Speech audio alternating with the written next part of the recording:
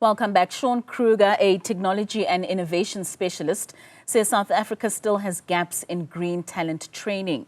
This talent is vital to drive transition towards a green economy across all sectors. Kruger is with the University of Pretoria's Centre for the Future of Work and joins us now to tell us why training is important in the green economy. Thank you so much for your time, Sean, and for joining us this evening. Now, in your view, what are the most significant skills gaps in South Africa that are hindering the development of a green economy? Well, good afternoon, and an excellent question in that regard. So there are several, and it could range from very hard skills such as hydro cell technical chemical engineers to other skills such as welders, plumbers, as well as safety officers. So in this regard, we need to consider the entire package and where certain youth with their capabilities can plug in and leverage their skills that they have, whether it be from a basic education perspective or higher education. And are there particular sectors within the green economy that face more acute skills shortages? So in this regard, it is currently focused on the renewables energy sector, where we're looking for a slight lack of skills in terms of technical capabilities in engineering. This is not to say that South Africa isn't taking several steps towards this, as well as partnering with the institutions. But from a technical and higher education perspective, there are skills lacking, specifically in engineering, because of the amount of talents and the specific uniqueness around it. However, there are also certain skills around softer acute skills that you did mention. In soft skills is communication and leveraging new technologies associated with the 4IR. So, Sean, if we then compare globally, how does South Africa fare with regards to where we should be in having this skills pool amongst the sectors that we're looking for? So in certain facets, we are doing very well.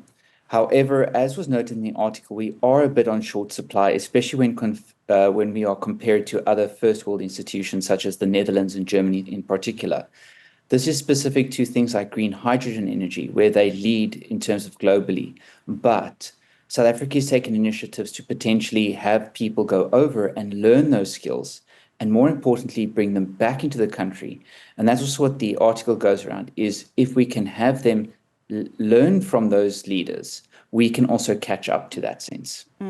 You spoke a little earlier on about making sure that we start at grassroots level, be it at basic education. How well do current university curricula align with these skills needed for a green economy? And are there specific areas where you believe improvements are necessary?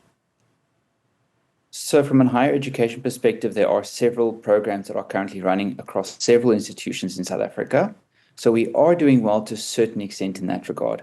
However, more is needed, specifically around curriculum innovation and leveraging and integrating sustainability within several programs.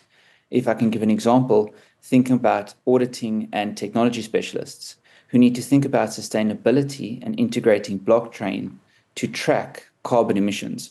So that looks to green talent to leverage it across the entire supply chain. So from one aspect, universities are doing well on specific green initiatives with TVETs, but more is needed to integrate, not to mention from a basic education perspective. I mean, speaking of those TVETs, just speak a little bit more for us in terms of the role that vocational and technical training institutions play in addressing this gap, and how can they be better integrated into the educational framework? So vocational institutions are critical, and this has been raised by several institutions as well as global initiatives, because they teach those hands-on practical skills.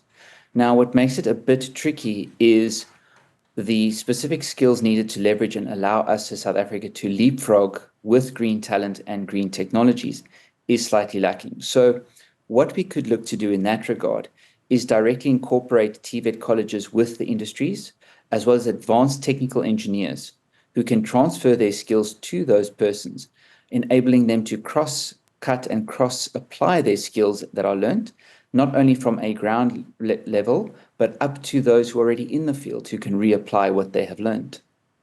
So if a young person is watching this, Sean, and they're interested in being a part of the green economy in the next 5 to 10 years, what would be the first steps that you would advise that they take? So that is an excellent question. And I think it would be, again, just aligning your capabilities as well as interests. So the green economy, a lot of people think, yes, it is very technical, and there are a lot of possible technical roles if I was in, like, as a youth. But there are also other facets around it. So you could enter it from a purely engineering and technical STEM skills perspective. So becoming a hydrogen cell specialist or a battery specialist or chemical engineer. But there are also other avenues. Are you looking to maybe sell a product within that green economy, become a welding specialist in that, transport, logistics?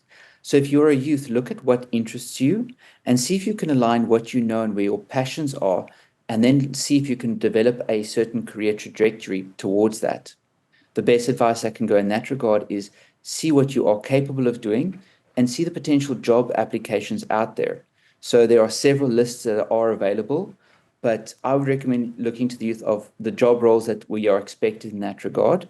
So engineer, health scientist, safety specialist, accountant, specialized auditor, and see how you can plug into those initiatives. And just on that point as well, Sean, do you think there's enough access in terms of exposure to young people, especially those in rural areas, if they do have an interest in such, but for them to be able to touch and feel some of these industries on a day-to-day basis before they even get to university? I think you've pretty much nailed one of the biggest barriers and challenges from a grassroots perspective. In rural communities, they're not always exposed to the possibility and potential that these things can bring. Because a lot of the times when you see, as an example, mining in South Africa, a massive employing component, but a lot of mines will probably be shut down into the future as we look to reduce coal emissions. Now, from that perspective, a lot of people have a negative connotation around green talent and green energy. So we are lacking in terms of our rural community engagement. But I think what there is quite a bit of potential is from the Department of Basic Education is looking to drive certain initiatives like futures and looking how to integrate sustainability. So it is a barrier that we are experiencing because of the negative connotations that associated with change. But if we can look to leverage and integrate sustainability and green talent and the opportunities it could bring with those rural communities and the youth, I think there's a great opportunity to get those grassroots and plug in those young persons. But right now, it is the major area where we do need to be doing a bit more, not only from a higher education, but in those rural communities, showing what can be done and the possibilities that it could bring back into their communities.